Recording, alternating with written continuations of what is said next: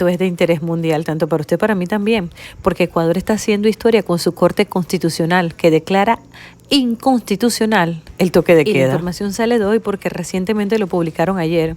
Y esto va de la mano con la resolución 11, que es la que menciono en el video aquí anterior que acabo de publicar por las restricciones de movilidad y el estado de emergencia que ha creado el gobierno, cuando nuestra Constitución dice que para suspender nuestras garantías fundamentales hay que crear un estado de urgencia y que incluso debe pasar hasta por la Asamblea. Pero que hoy, después de todos los hechos que han transcurrido en cuanto a las compras directas por el supuesto estado de emergencia, dice la resolución número 11 del 13 de marzo, hasta por 50 millones, se inventó simplemente un estado de emergencia para no encontrar y cumplir con los procedimientos y poder limitarnos a nosotros en todas las garantías que nos han violentado. Pero Ecuador hoy en día ha hecho historia porque aún nuestra Corte Suprema no se pronuncia con los recursos y acciones ya interpuestas que les he mencionado anteriormente. Escuchemos, porque hasta un amparo impetrado recientemente contra este decreto, si se admite, suspendería toda acción de encierro y movilidad. Pero debo reconocer que los colegas no solamente han puesto ese amparo, se han impetrado otras acciones de inconstitucionalidad en contra de los decretos de la movilidad y todavía, como dije anteriormente, nuestra Corte no se pronuncia. Escuchemos qué fue lo que ocurrió en Ecuador. Seguiremos esperando. Vamos a leer. El Pleno de la Corte, que sesionó de manera extraordinaria el 27 de diciembre del 2020 en Ecuador, con voto de mayoría declaró la inconstitucionalidad del decreto ejecutivo 1217 del 21 de diciembre por concluir que no se adecuaba a las normas constitucionales. Es decir, ese documento decretaba toque de queda y limitación de movilidad en los ecuatorianos. Corte de Ecuador declara inconstitucional el decreto de sección del gobierno. Quito, 2 de enero. La Corte Constitucional, el máximo organismo de control legal, declaró inconstitucional este decreto. Aunque el organismo constitucional expidió su resolución el pasado 27 de diciembre, este sábado por la noche se difundió el texto en el que asegura que el decreto ejecutivo no se ajusta a las normas legales vigentes en el país. El decreto sobre el estado de excepción por calamidad pública ante incremento del contagio de la COVID por las aglomeraciones navideñas y la posible circulación de un variante del SARS-CoV-2 surgida en Reino Unido no se adecuaba a las normas constitucionales, concluyó la Corte en su fallo.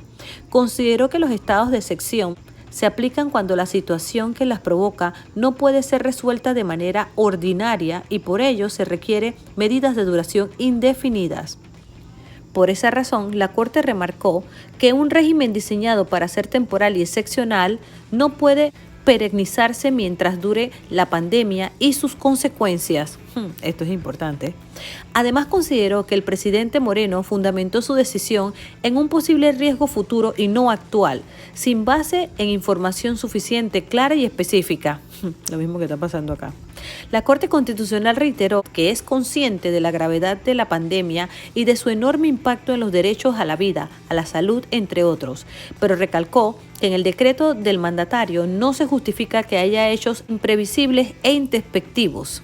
Para la Corte, transcurridos más de 9 meses de pandemia en Ecuador y en el mundo, tal situación dejó de ser imprevista o sobreviniente. Estoy de acuerdo. Por lo que la declaración ejecutiva no configura la causa de la calamidad pública invocada. Tal cual. Con 9 meses en esto y aún todavía no adecúan el sistema de salud o algunas otras políticas sociales o públicas. No puede ser. Seguimos leyendo.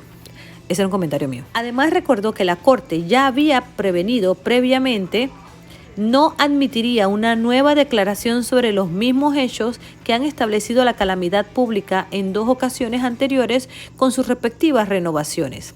Es por ello que el presidente Moreno declaró el pasado 16 de marzo un estado de excepción que lo extendió hasta septiembre, pese a que la Corte Constitucional le había conminado a que pusiera fin a tal medida excepcional y asumiera la legalidad ordinaria para encarar la pandemia del coronavirus.